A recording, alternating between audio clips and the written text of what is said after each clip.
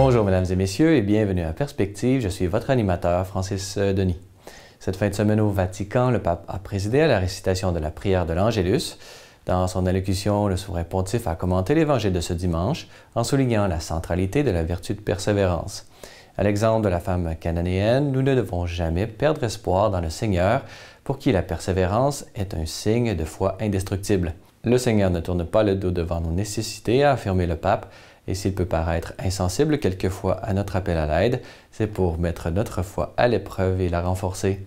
Écoutons un extrait. Cet épisode évangélique nous aide à comprendre que nous devons tous besoin de grandir dans la foi et renforcer notre confiance en Jésus. Il peut nous aider à trouver le chemin lorsque nous avons perdu la boussole de notre voyage, lorsque la route ne semble pas plate, mais dure et difficile, lorsqu'il est difficile d'être fidèle à nos engagements. Il est important de nourrir quotidiennement notre foi, d'écouter attentivement la parole de Dieu avec la célébration des sacrements, avec la prière personnelle, comme un cri envers lui. Le Seigneur, aide-moi, et avec des attitudes concrètes de charité envers les autres. Ayons confiance en le Saint-Esprit afin qu'il nous aide à persévérer dans la foi.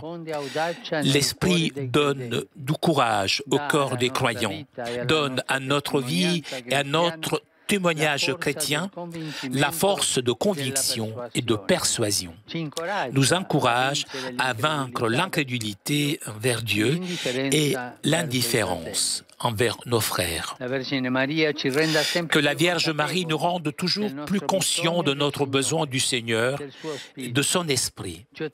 Qu'elle nous obtienne une foi forte, une foi courageuse, pleine d'amour et un amour qui devient prière.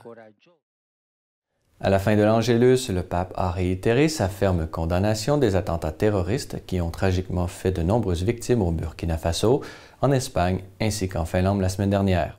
Prions pour tous les défunts, les blessés et pour leurs familles. Supplions le Seigneur, Dieu de miséricorde et de paix, de libérer le monde de cette violence inhumaine. Notez qu'au même moment avait lieu dans la basilique Sagrada Familia à Barcelone une messe présidée par le cardinal Juan José Omella en mémoire de toutes les victimes du terrorisme.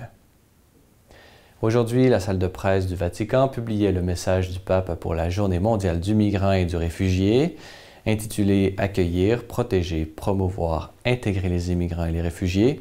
Ce texte de quelques pages met en relief la pérennité du phénomène migratoire dans l'histoire humaine et les attitudes dont doivent faire preuve de part et d'autre les immigrants et les sociétés d'accueil. Citant pour exemple les nombreux récits de déplacements vécus par le peuple d'Israël dans l'Ancien Testament, le pape a rappelé les paroles de Dieu dans le livre du Lévitique affirmant que l'immigré qui réside avec vous sera parmi vous comme un compatriote et tu l'aimeras comme toi-même car vous avez été vous-même immigré du pays d'Égypte.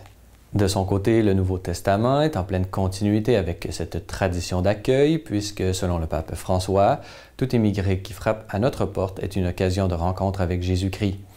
Le pape a poursuivi en mentionnant plusieurs suggestions pratiques. Permettre que soit offert aux immigrants et aux réfugiés de plus grandes possibilités d'entrée sûre et légale dans les pays de destination, comme par exemple en faisant en sorte que soit étendu et simplifié l'octroi de visas humanitaires ou pour le regroupement familial.